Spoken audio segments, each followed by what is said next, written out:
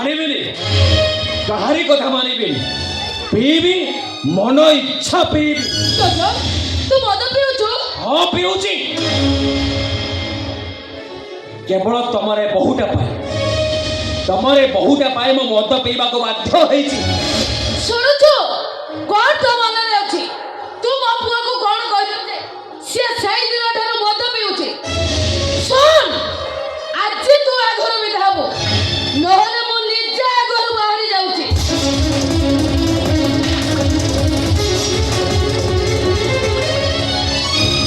ଚନ୍ଦନ ତମେ ତାହେଲେ ମୋରି ପାଇଁ ମଦ ପିଉଛ? ହଁ କେବଳ ତମରି ପାଇଁ ତମରି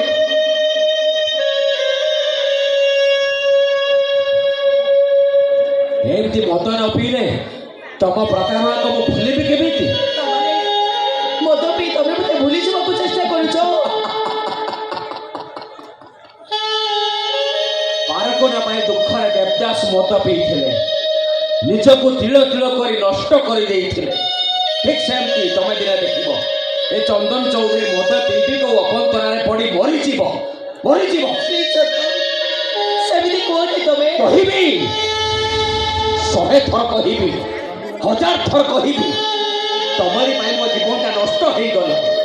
ତମରି ପାଇଁ ଏ କ୍ରିକେଟ ଖେଳାଳି ଚନ୍ଦନ ଚୌଧୁରୀ ତା ଖେଳାଳି ଜୀବନକୁ ଶେଷ କରିଦେଲା।